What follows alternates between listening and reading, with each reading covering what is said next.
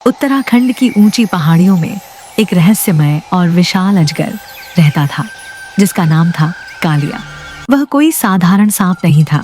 उसकी लंबाई लगभग 100 फीट थी और उसका शरीर काले पत्थर की तरह चमकता था और वह अपना रंग भी बदलता रहता था। कहा जाता था कि वह सदियों से इन पहाड़ों का संरक्षक था और जंगल की शांति बनाए रखने के लिए हर उस चीज से लड़ता था जो प्रकृति को नुकसान पहुंचाए। वह इतना ताकतवर था कि उस पहाड़ी से न तो कोई हवाई जहाज, न कोई हेलीकॉप्टर, न कोई ट्रेन या बस, कार या कुछ भी वहां से नहीं निकल सकता था। पर इंसान लगातार पहाड़ों पर रोड बनाए जा रहा था, सुरंग भी खोद रहा था और पहाड़ के ऊपर से प्लेन भी उड़ाने की कोशिश लगातार कर रहा था। पहले ये पहाड़ शांत, हरे भरे और बिल्कुल शांत थे, लेकिन समय के साथ विकास के नाम पर सड़कें, रेलवे लाइनें और सुरंगें बनने लगी। हर दिन दर्जनों ट्रक, बसें, ट्रेनें और कारें इन पहाड़ी रास्तों से गुजरने लगी। पेड़ काटे जा रहे थे, पहाड़ों में विस्फोट हो रहे थे और जानवर अपने घर खोते जा रहे थे। कालिया सब देख रहा था। वह छुप कर रहता था, लेकिन जब उसके धैर्य की सीमा पार हो गई तो उसने खुद को दिखाने का फैसला किया। एक दिन जब रोड बनाने के लिए वहां सुरंग की खुदाई चल रही थी तो कालिया नाग ने देख लिया और उस क्रेन पर हमला कर दिया। एक रात एक लंबी मालगाड़ी पहाड़ की सुरंग से गुजर रही थी।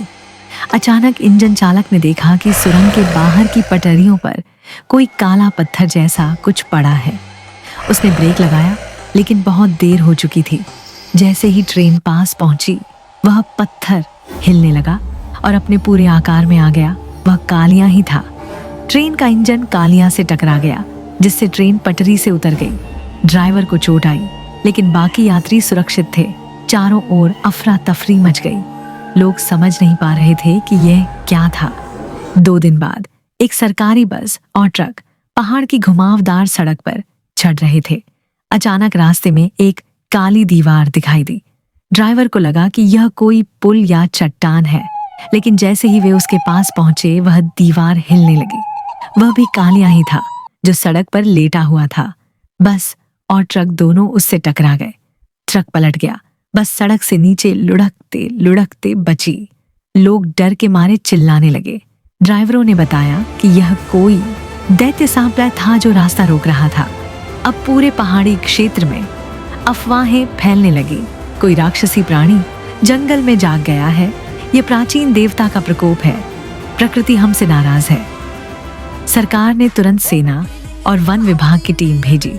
ड्रोन, कैमरे और सैटेलाइट से पहाड़ियों की निगरानी शुरू हुई और आखिर एक दिन उन्हें वह विशाल काला अजगर दिखाई दिया। पेड़ों के बीच रेंगता हुआ, चुपचाप इंसानों से दूर जाने की कोशिश करता हुआ।